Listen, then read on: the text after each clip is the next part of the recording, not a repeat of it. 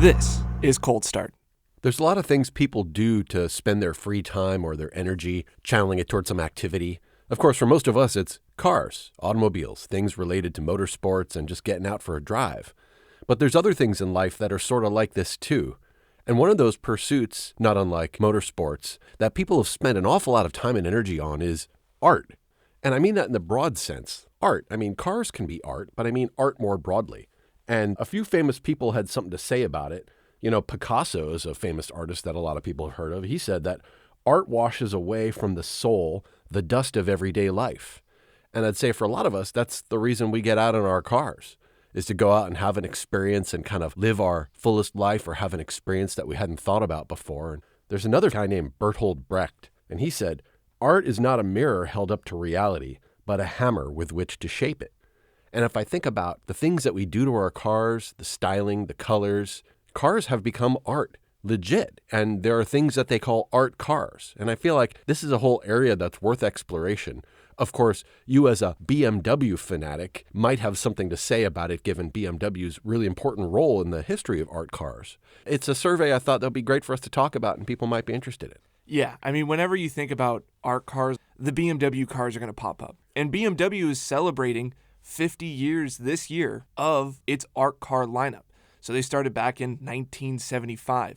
But I don't think that's where the story begins, because I think that this clash of art and automobiles happened before that, right? BMW didn't come up with combining art and cars, and there is a lot of crossover that can be made between being an artist and being into cars, right? They're both an expression of ourselves and a way to get out our feelings and emotions in some sort of physical manner. Then making a transition into motorsports, more where I find enjoyment of this cross-section between art and cars is what we call liveries. And it's the design of a race car. It's its color scheme or logos, whatever it is. We call them liveries.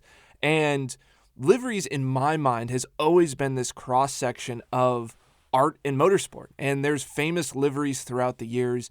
We can talk about the 1970 917 livery, and that was kind of like a hippie style of groovy colors, the purple and the greens, and like almost like a lava lamp-esque style to it. And then even a very famous Porsche livery, the Pink Pig, which was basically cross-sections of different cuts of meat for a pig, because the car, the Porsche 917-20, I believe it was so grotesque in its body shape and styling that they thought it looked like a pig, and they painted it pink, and then they made these different sections of the different cuts of this car. And so little things, whether it was just jokes of mechanics or someone choosing certain colors to go onto a race car, they can become iconic in art in and of itself.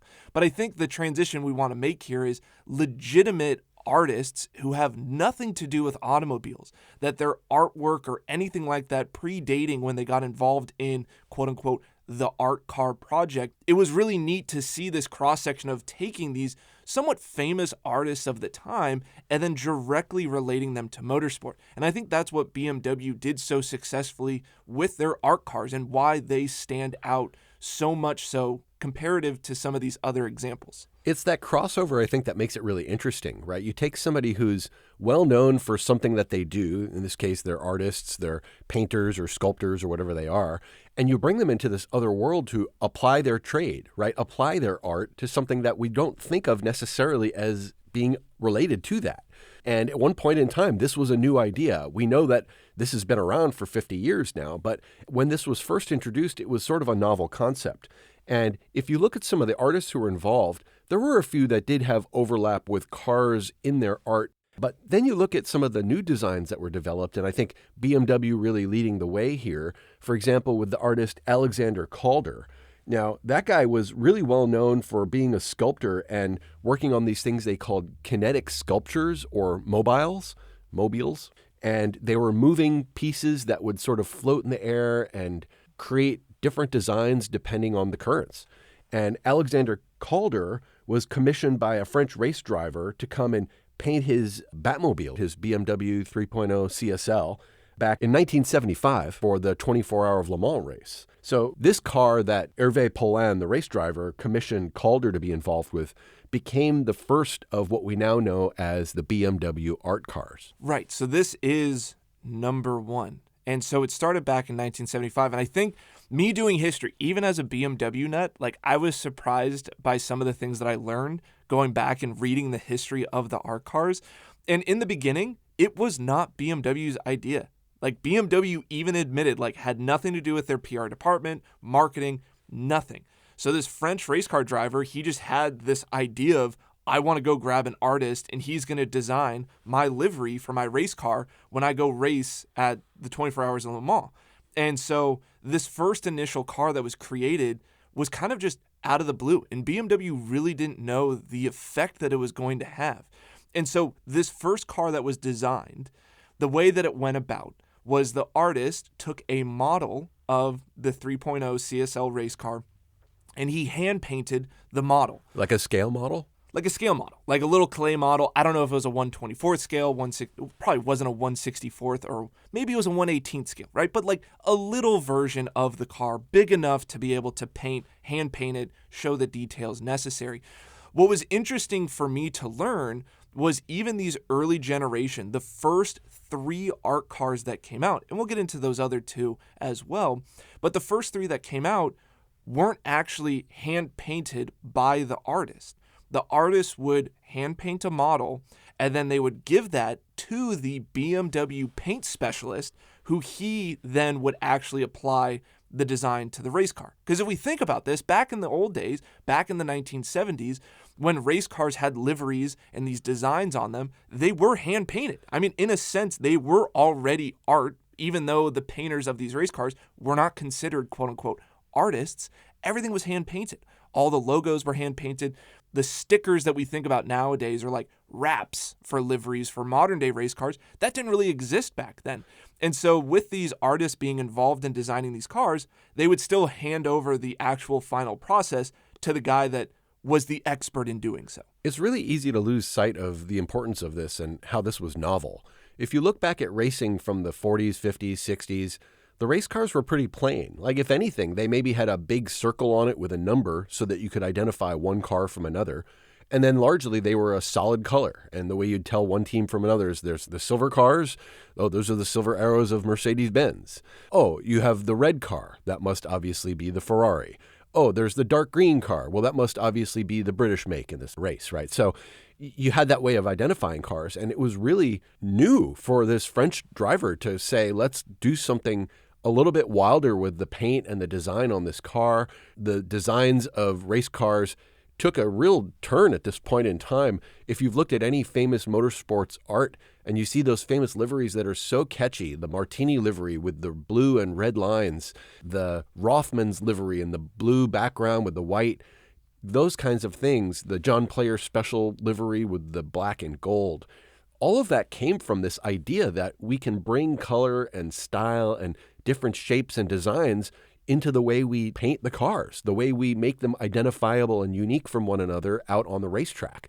So this was really the birth of something that has evolved a tremendous amount to the current day. We'll talk about some current liveries as well, but this idea of painting on the car was back when there were no wraps, there were no vinyl or any kind of plastic coatings that they would put on a car to make a design. It was literal paint.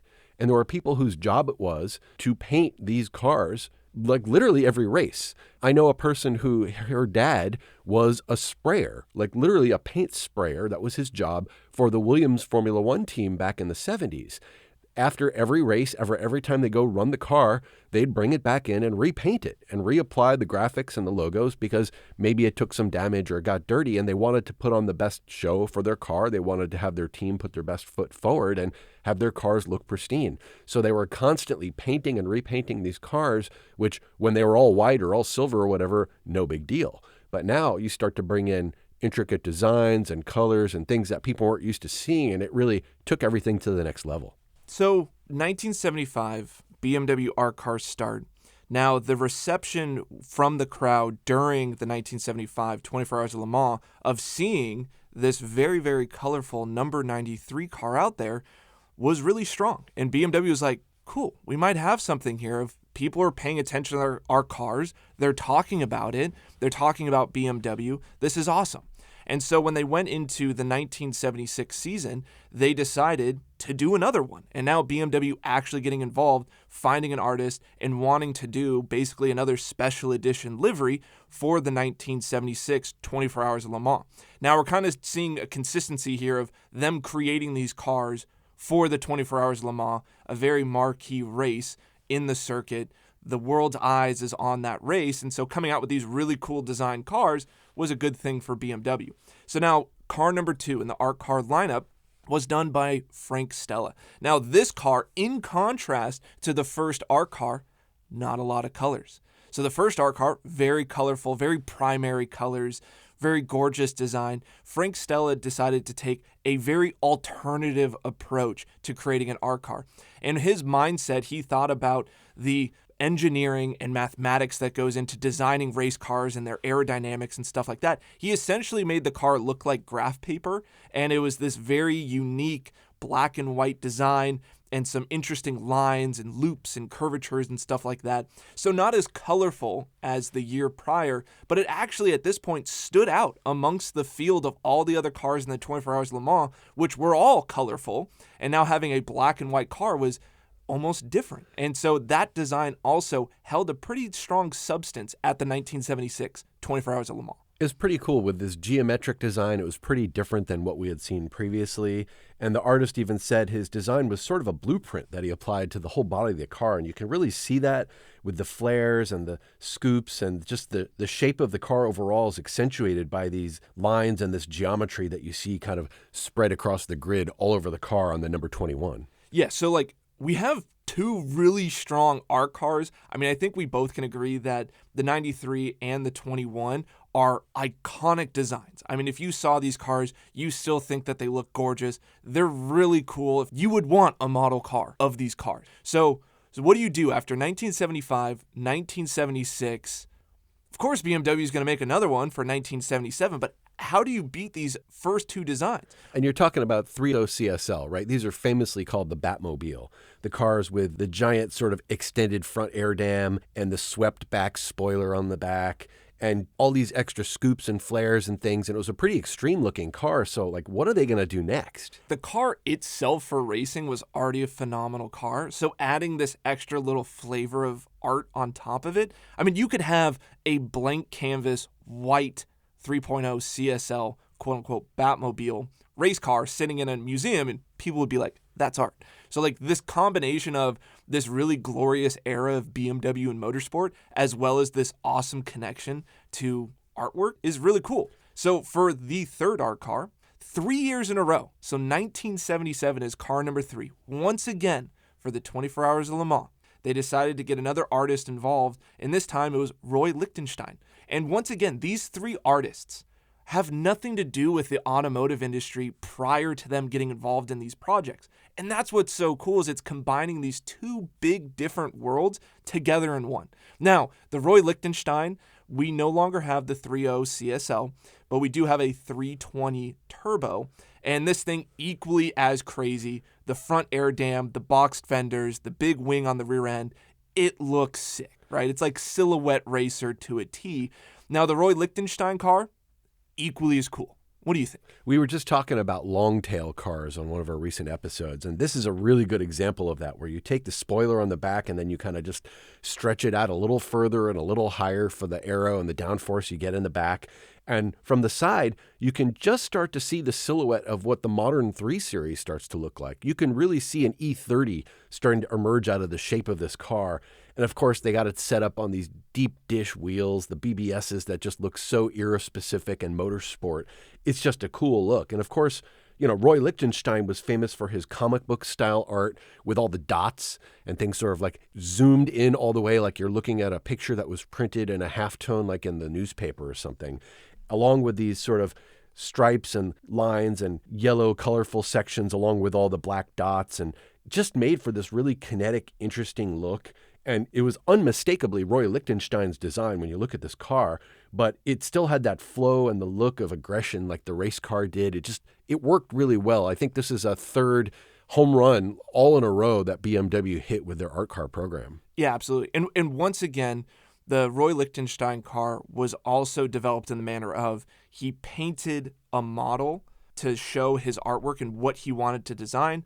And then once again, it was handled by the BMW specialist. His name, Walter Murr. He was the BMW paint specialist who actually painted the real race cars.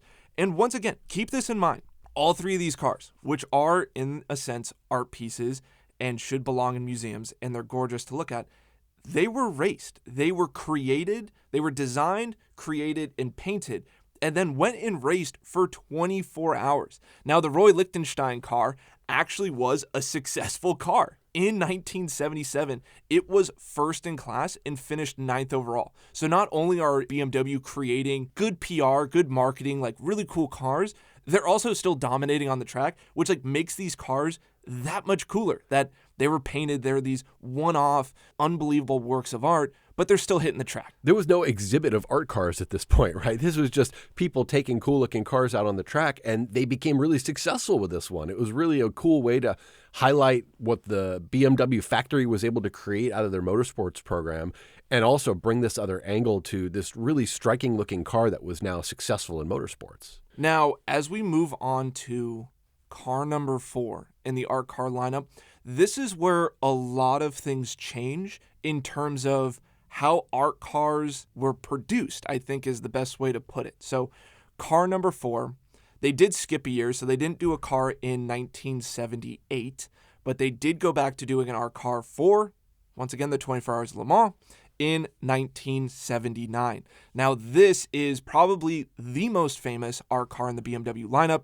Of course, it's the Andy Warhol BMW M1. Like legit, this is the car people think of when you say art car. It's so well known and it's so iconic for what it represented, not just because of the painter and the work that was done, but also the model of car and the importance of it. We've talked about the BMW M1 as being so essential to the eventual development of the M line for BMW. And this car was successful in racing and had a great aggressive look to it. And now had the paint of an extremely famous painter. I mean, he was even famous at the time. Some of these guys were maybe a bit more up and coming when these creations were made. But in this case, Warhol painted the car himself. He didn't just hand the paint design over to the BMW factory. So how'd all that go? Yeah, so this is what I was talking about of like a big shift in the way that the car was produced. So Andy Warhol actually painted the physical race car with 13 pounds of paint were added to the vehicle. Now, famously, I think the car was finished in like 28 minutes. It didn't take him very long. I mean, typical Andy Warhol fashion, like very, very stereotypical artist of just being brash and tossing paint and making lines here and there. But it actually happened on the physical car itself, which was so cool. He didn't bother creating a model. He went straight to the real thing. Yeah, I read a quote from Warhol. He said he attempted to show speed as a visual image. When an automobile is traveling really fast, all the lines and colors are transformed into a blur. And if you look at the design on this car, it really is just this hodgepodge of different colors, really bold, really bright, spread all throughout the car. You could almost see the thickness of the paint, right, where it's applied. Yeah. It's just so sort of sloppy in this way. It was just kind of thrown on the car, but it was his way to convey the speed and motion of this thing that was standing still when he was painting it, but he knew that it was going to be out on the racetrack, flying out there at whatever, 170, 180 miles per hour. And so he had to envision what his creation would look like in motion as well as standing still. Yeah, so this is what really blew my mind, and I had to like fact check this because I really didn't believe that it was true. Because you would have to think like hand painting a car, right? Especially a famous artist, you're like, okay, this is a one-of-one piece. It's incredibly valuable. Like, there's no way that they raced the actual one that he painted. They probably put that one to the side and then painted the race car maybe a little bit lighter than 13 pounds of extra paint on the car. No. In 1979, they took the car that Andy Warhol hand-painted and they raced it, once again, for 24 hours. And they came in 6th. It was pretty successful. Like, that's what's crazy about this whole concept is like, yes, we're going to create these awesome pieces, but it's not just going to go straight to a museum. We're actually going to go and race it. And you can look up photos from that 24 Hours of Le Mans of this car on track, and you can actually see the front fascia, the front bumper. There's paint missing. I bet you it came back with a little bit less than 13 pounds of paint on it because it was war-torn and battered from racing that long. I'm sure I couldn't find any details if they had to like repaint it. I'm sure that they did. They had to have like touched it back up before it went back into a museum. Yeah, I think that's the kind of thing that you can't just put away wet and leave it alone. Like you want it to be representative of the original design. But Yeah. they also wanted to show the fact that this car was raced. It took bugs and gravel and dirt and all that stuff that a car is going to get pelted with being out on a race like a 24-hour endurance race. Yeah, so now it's back to its original condition. So they did touch it back up. It is clear-coated. It was clear-coated before it raced in the 24 Hours of Le Mans. Now, the story of the Andy Warhol BMW M1 actually does not end with its participation in the 1979 24 Hours of Le Mans. This car, for whatever reason, has a very interesting aura about it. So I want to go into some of those other additional stories about this car in the news. So the first time that this car made headlines in the news, it was actually back in 2022. So actually pretty recent. The car was on display in a museum, and there was some environmental activists that actually chose to vandalize the car as a way to gain attention towards the environmental impacts of cars in general.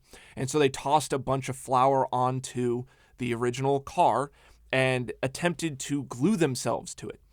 Obviously, those individuals got arrested. The car was able to be cleaned up. There actually was no long-term damage done to the vehicle. Now, the second time that this car was in the news was actually this year, very recently in September of 2025. Once again, BMW is celebrating 50-year anniversary of the ARC car.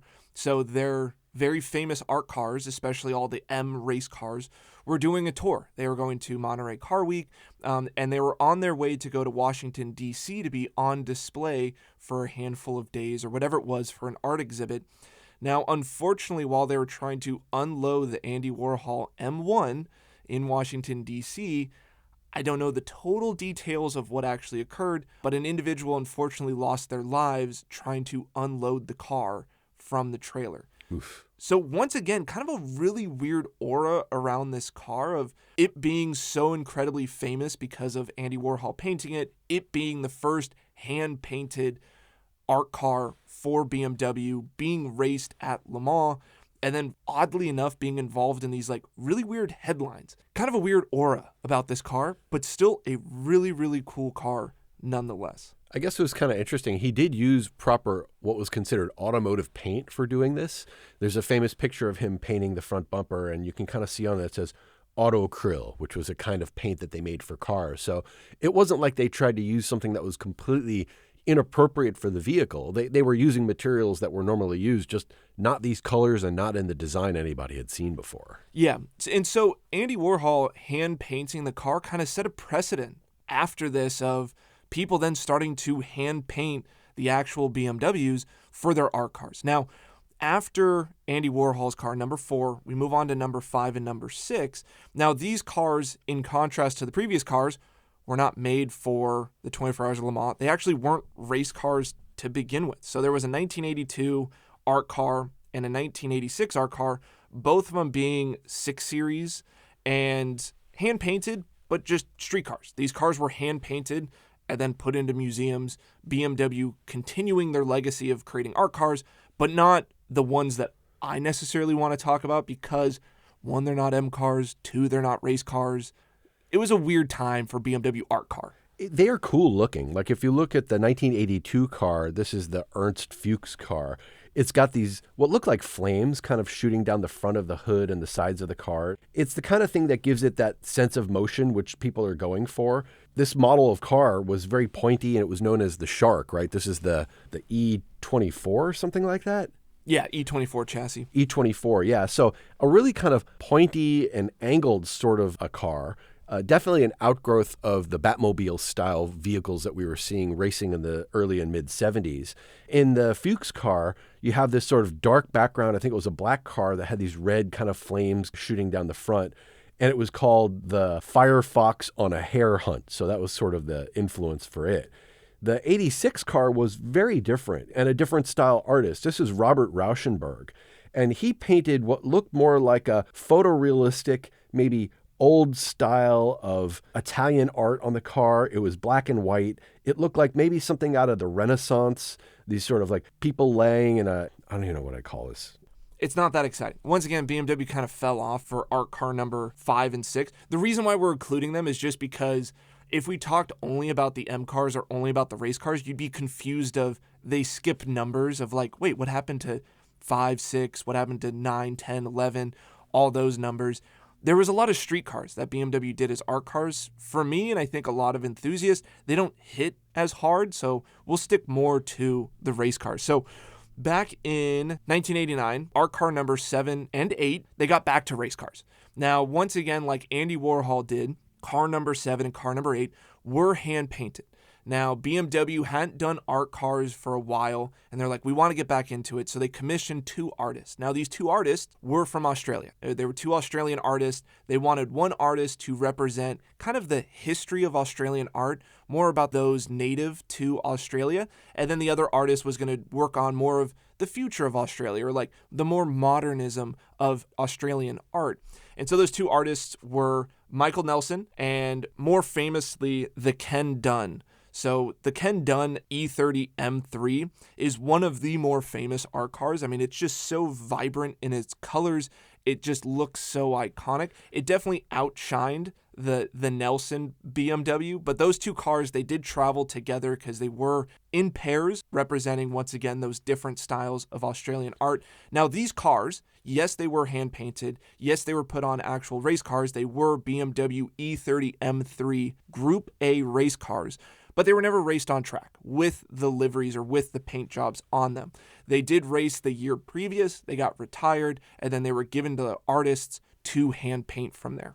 It's pretty cool if you look at the contrast between those, even though they're effectively the same model car, both from 1989. The indigenous-looking Nelson car has this quilt-like patchwork kind of design on it on the sides, and there's this sort of like swirly stuff on the pillars and lower on the fenders. When you look at the Ken Dunn car, that screams to me like late 80s, early 90s. You're on the beach in Australia. It's super bright, day glow colors, happy, upbeat. They even painted the wheels on that thing too to kind of match. It looked really good all together. I feel like it was really emblematic of that spirit of the Group A racing and where BMW and the M program was at that period of time. And it really became iconic and sort of like easy to identify art car and period for those art cars. Yeah, the Ken Dunn cars is one of my favorite, just of like how out there the colors are and the design. And like you're saying, I think it perfectly identifies it in that late 80s, early 90s. It almost kind of has like a Nickelodeon style to it, if that makes sense. Maybe that only makes sense for my generation. But it just kind of have that like weird, funky, kind of like cartoony color, mismatched colored bumpers, but like really, really cool. And as you were saying, he was trying to represent like the beaches of Australia, the marine life, stuff like that. Really, really neat car. Really well done. And the early 90s brought us some really iconic and striking additional art cars from BMW. Yeah, so these cars, art car number 9, 10, 11, and 12 were back to street cars. Now, also, these were back to kind of getting away from, in my mind, what the art cars represented, because once again, they started out as painting race cars to go racing, and then after Andy Warhol, they were hand painted, and that's what kind of made them special. Now, art car number 9, that was actually a wrap, and so they were starting to use that technology there. And then for car number 10, 11, and 12, that went back to the artist designing the model, and then the car actually being painted by the in-house BMW painter. So getting back to the, in my mind, true essence of the BMW art car was art car number 13. Now, once again, this was a race car, and now we have hand painted. Now, this race car that they used was the BMW E36 M3 GTR prototype. So this was a car that they didn't use for racing. It was a prototype that they were using for homologation purposes, stuff like that. But it was a real race car, and they gave it to Sandro Chia to hand paint in his style. And it's these faces and eyes that are sort of looking back upon you. People stare at cars, and the artist was quoted as saying, "All eyes are upon an automobile. People look closely at cars. This car reflects their gaze." This is a matter of all these faces and eyes sort of staring back at you when you look at this car in kind of a creepy way, but in a graphical way that kind of worked and was really, again, emblematic of the time period when this was painted in the early 90s. Yeah, so this was 1992. Like I said, they kind of took a little bit of a divergence to doing street cars. They finally got back to a race car and in my mind, the essence of actually hand painting the car and really combining that artist style onto an automotive canvas. And to me, that's kind of what art cars are about, is using the automobile as the canvas itself. Now, for art car number 14, they went back to a street car. They did use a BMW 8 Series, which is a cool car in and of itself. But once again, just kind of hand-painted art style on a street car. It's cool, right? It's art. But once again, in my mind, it didn't go racing, which doesn't make it that cool. I think more than anything, this was following having had an Italian artist. They brought a British artist. David Hockney was really well known, so kind of this superstar that they're going to have paint their car. And he took this approach where he was sort of looking at what's underneath the car and trying to bring some of that out. So some of the shapes he created were intended to represent things that were going on in the engine, under the hood, as well as interacting with the environment around it, and a little bit of nature brought in there. It had these kind of chevrons that almost looked like the stitches of a baseball around the fenders on the front and the back. It was really iconic. And for the design and the shape of this car, I think that painting worked really well in the idea of conveying the sense of motion and what the car is there all about. And sort of an interlude in between the motorsports focus of the art program, where we went from pure racing car of the M3 GTR back to the street car of the 850 CSI, just before we take a little break. And then back in 1999, a few years later, we're back into the race cars. Yeah, so for art car number 15, which this one was done by Jenny Holzer, was on the BMW V12 LMR race car. Now, this is the first time BMW is developing an art car to go racing once again. The last time that BMW made an art car for the 24 Hours of Le Mans was 20 years previous in 1979 with the Andy Warhol BMW M1. So this was 20 years later. They found another artist to design the livery for their prototype race car to go race in the 24 Hours of Le Mans. And that car, oh my God, let's talk about the car. Oh, the car is stunning. This thing is super sick. This is the epitome of early 2000s prototype design, very simplistic bodywork, but just super radical looking. Really call back to that Porsche 917 era of the Pink Pig. You have a wide, flat, all business kind of a vehicle, open top prototype with a V12 crammed under there. So this was a really interesting car. And the style of art, I have to call it sort of postmodern. There's a lot of text all over this car. And in fact, most of the art on this car is just text. It's not images or shapes or symbols necessarily, but they're phrases or quotes. Most famously across the top of the car, if you look from the back to the front, it says, "Protect me from what I want," which is, I think we all have that kind of feeling around cars. We have this sense that there's this risky thing that we're all super in love with, and it's this addictive sport that we can't get enough of. And the culture and the stylings of cars and vehicles we're just completely immersed in, and we can't get away from it sometimes. So this sort of interesting and ironic statement from the artist, to protect me from what I want. Some of the other phrases on this car were kind of interesting. "The unattainable is invariably attractive." Or, "You are so complex, you don't respond to danger." Does that resonate with you, race car driver? Yeah, it's pretty cool. This car, in terms of the other cars, you would look at it and you'd be like, oh, that's really boring. It's not really art. It's just a bunch of phrases. But Jenny Holzer, as an artist, she was well known for creating these thought-provoking sentences and would post them up around major cities and stuff like that to try to develop thought amongst individuals. And when she developed this car, she wanted to have sayings or phrases that would make the automotive enthusiast or the racing enthusiast ponder and think and does this describe me? And she didn't really understand that demographic, but she was trying her best to reach out to it. Now, the coolest thing about the phrasing on this car, especially the one that's on top of it, the "protect me from what I want," the way that she created them, it's in this almost foil text, the vinyl that was used was reflective. And so it would kind of shine and pop during the daylight. And then there was this like other part of it, this like photofluorescent or phosphorescent, some terminology that I don't know, but it would actually glow at night. So it would absorb some of the sunlight. And at nighttime, there was a trim around all of the wording that it would glow during the night. So it was pretty cool, especially for a 24-hour race car to be able to glow at night. Now, in terms of those quotes, the best one, which I don't think a lot of people know about. So there is phrasing all around the car, on top of it, on the wing, on the side of it. But there's also a phrase on the headrest of where the head of the race car driver would be. And in that padding, it's stitched in a very different font style as well, because the rest of the car is very bold. This is actually a cursive font, but it says, "What urge will save us now that sex won't?"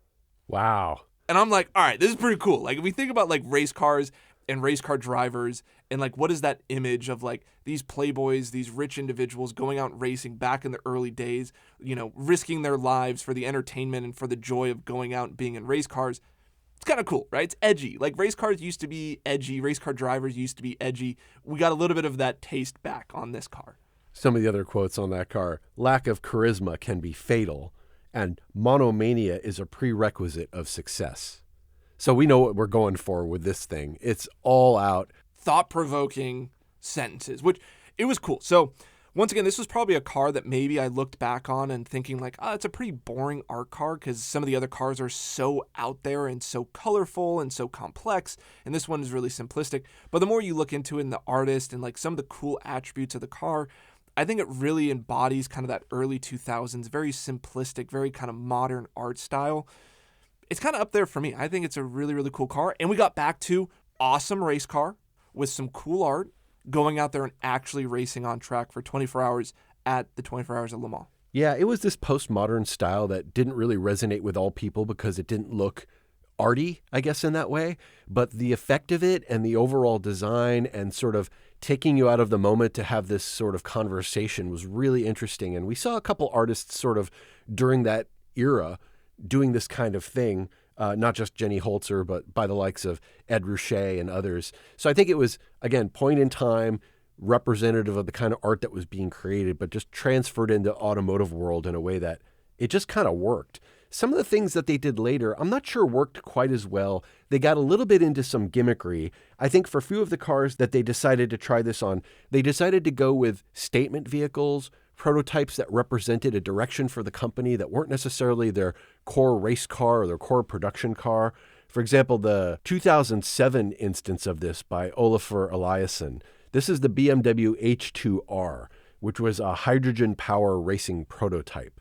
It didn't really have much of a racing background to talk about. It was a test. It was a prototype that BMW was putting out there to try to prove alternative energies and sustainable fuel and ways to run their race cars, so still being aware of that. And tying into that nature element, the artist created this, what he described, an armor of ice, which is holding the car captive. So literally there was this dome of ice with these giant icicles hanging down that sort of were like a cave enveloping the car overall so it couldn't escape. And it was this physical restriction of the car that was intended to make some kind of a comment on the level of the fact that the car itself is a shell. When you're in the car, it's like being in the cocoon within that shell. It's made of lots of small metal pieces that themselves are kind of brought together to make larger pieces, and that this idea of sprinkling fine mist of water over a large cold area in this room created this armor that entirely enveloped the car. It was interesting. It was a different thing to try, but as far as art cars go, it's not very permanent. It's something that you could only take video or photos of at the time, and then it's gone, right? The ice didn't linger. It felt a little gimmicky to me. Yeah, I mean, once again, I'll go back to, like, if it wasn't a race car going out and racing, like, to me, that was the whole point of the art car project. Now, this one, I guess I can kind of see, like, the symbolism behind it. Like, if we're thinking about clean energy, it's not melting the ice caps, right? The ice is staying frozen because it's a hydrogen fuel cell or whatever the hell it was. I didn't even know that this was an art car, to be honest. Like, who knew of number 16 before Googling it? I didn't. It's the kind of thing, I mean, like, I want to say, ow, my head hurts. You're hitting me over the head so hard with this idea. Yeah, what is the BMW H2R? Never heard of it. Yeah. So we'll skip on to number 17. Back which, to race cars. and arguably maybe one of the more or most famous art cars. I mean, everyone knows about this car. And if Definitely we look, the modern ones. if we look back on the last one with Jenny Holzer, that was 1999. Now, to get back to a race car, it took until 2010 for them to go back and do another art car livery for their racing series.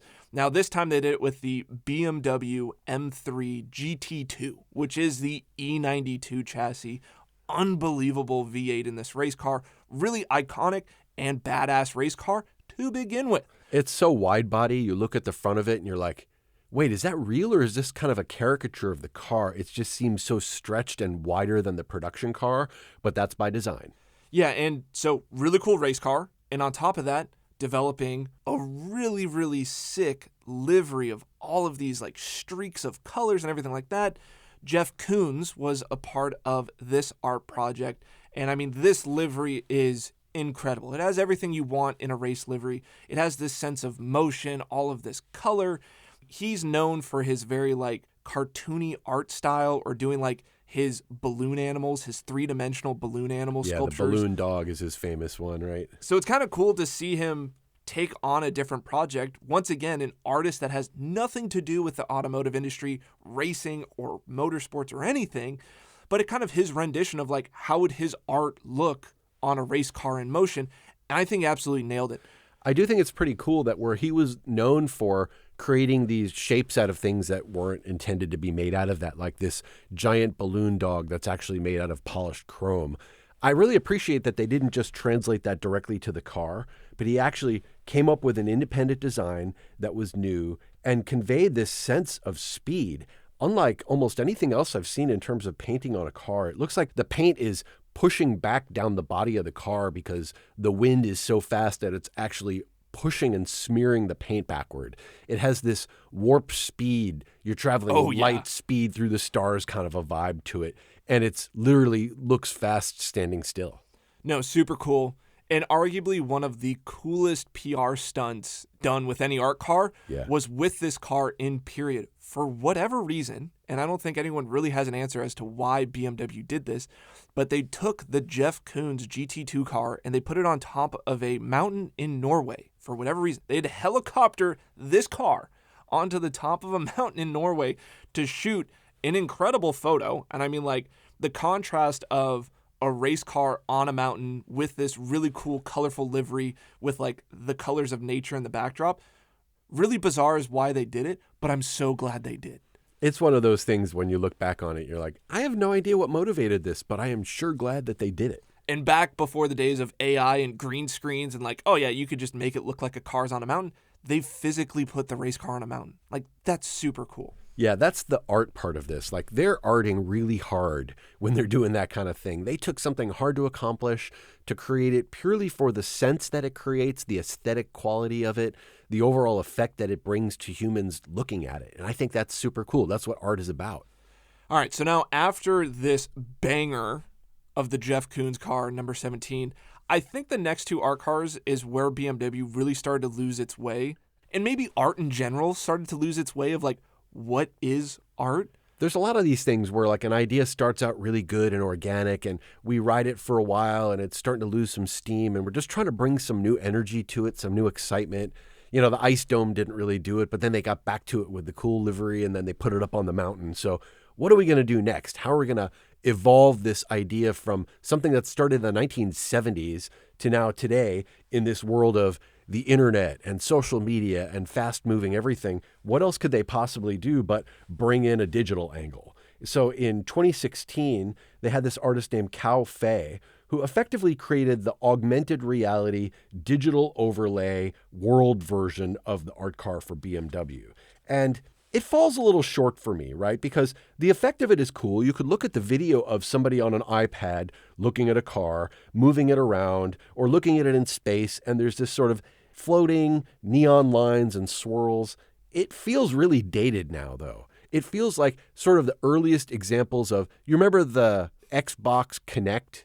Yeah. And Oh, those yeah. like early versions of the first VR goggles you'd put on that weighed like 20 pounds and they gave you a headache and a neck ache after 3 seconds because they just weren't very good. But it was kind of different, and they are using that technology here technically. So that's Right. sort of what made this interesting and unique, was the fact that it was virtual, that you go into this app and that's the only way you could actually visualize or design or see the car in any way. Otherwise, it just looks like a plain black race car with no distinguishing features whatsoever. See, that's what gets me. So this was done with the BMW M6 GT3. Yeah, the which, GT3 which car. is a sick car. It's a really cool car. And the artist she's known for creating like digital art. So like creating these like internet pieces essentially. And I mean, if you think about 2016, like that was kind of cutting edge, right? I mean, like this merge of the digital world and the real world was like so much on the brink of like virtual reality and stuff like that they leaned into that. But where it really gets me, like you're saying, the car itself is just flat black. Like there's no design on it. And it's like, why wouldn't you put these really cool swirls of color and the stuff that like the design that you see in the virtual reality, why wouldn't you just also put that on the car, right? So when you see the car in real life and it's out on track, you can see the art. And then also when you have the app or whatever, you can see the movement of the art. I felt like it was lazy. I agree with you. I feel like they missed the mark. Maybe number 19 should be way better. Oh, wait. It was the same year in 2016, and the other art car that they did was by John Baldessari, and it was another BMW M6 GTLM. Now, this one also terrible. I mean, so the artist himself, he's known for his minimalistic styling. A lot of his art pieces are like portraits, and then there's just like a dot of a primary color over the people's faces.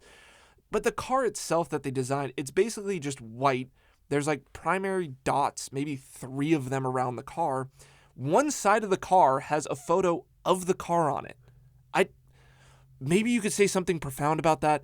I don't get it. I think it's stupid, especially when you consider the other side of the car.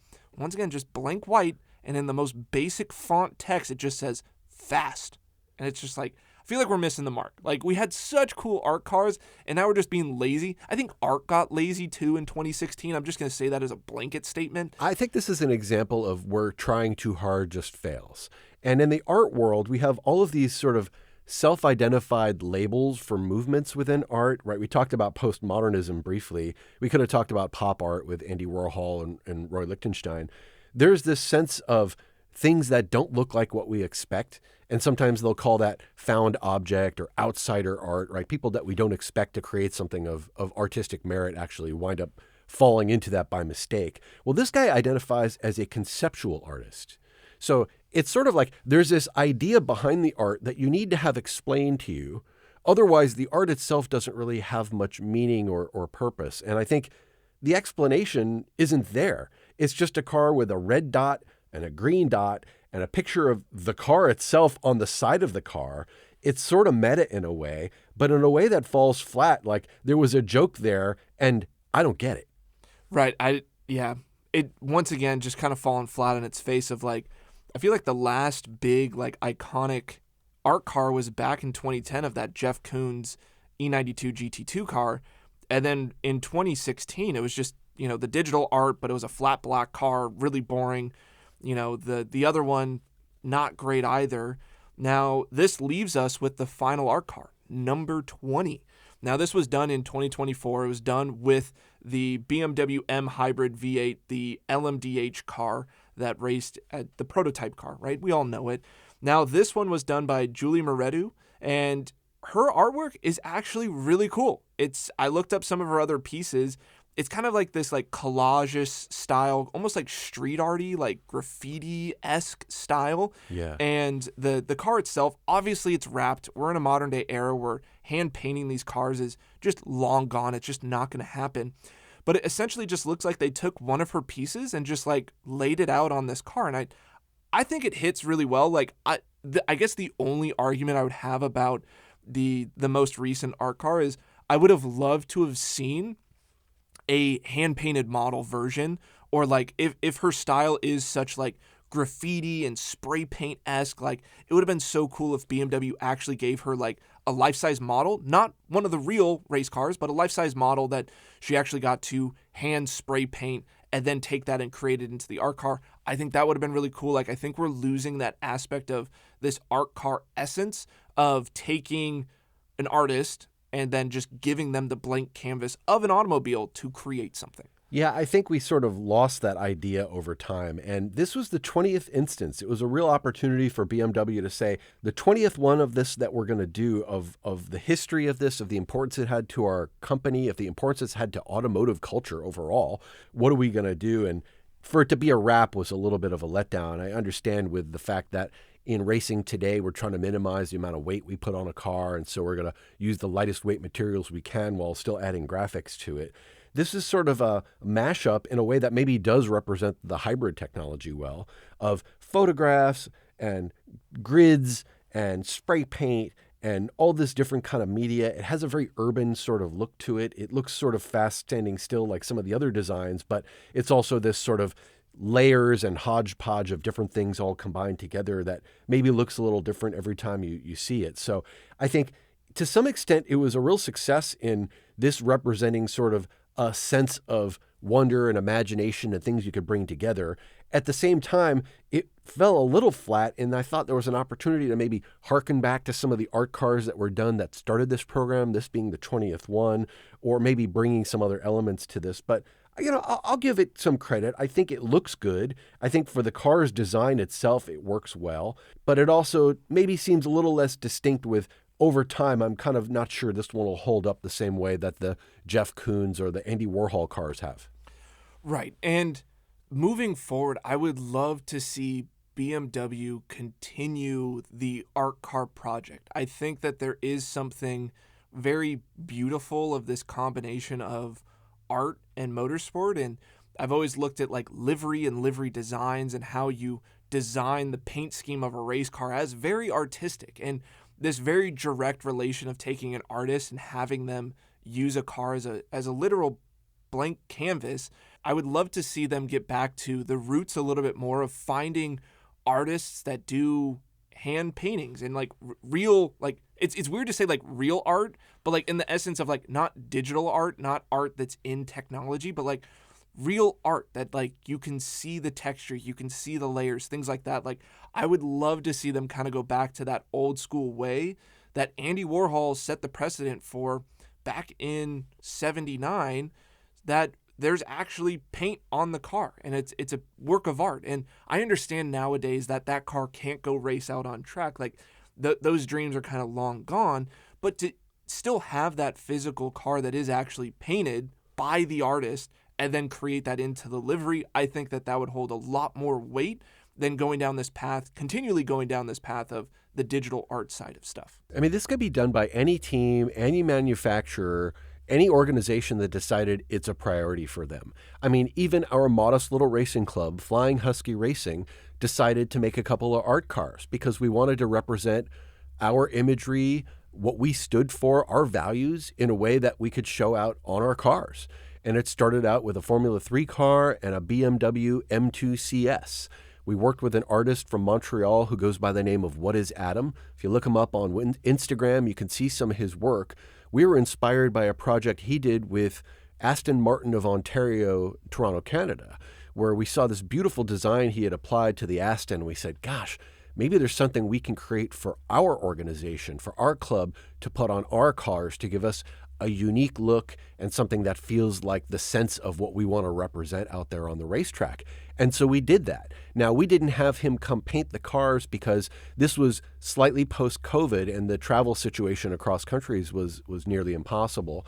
So we had him design this digitally, and then we produced a wrap of that where it was applied to the car. But the wrap folks had to work very closely with the artist to ensure that the original idea was translated properly to the 3D medium of the car, to make sure the shapes lined up in the right places and everything kind of came together. And it was a really cool collaboration.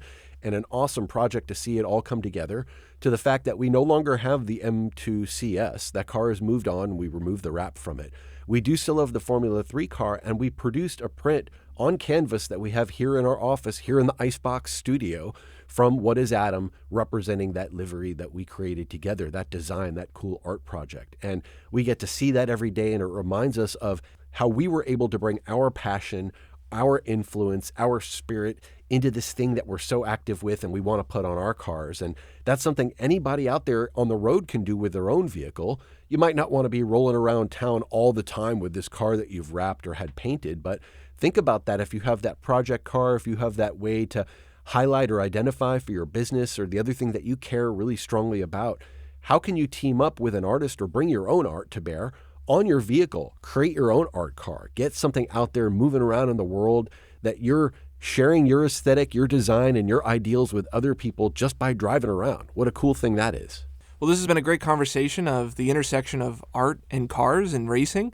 It's been really enjoyable going back through the history of the BMW art cars. I think jumping off of that, we should take inspiration from some past work that I know I've seen on your E36, and let's talk about racing liveries specifically.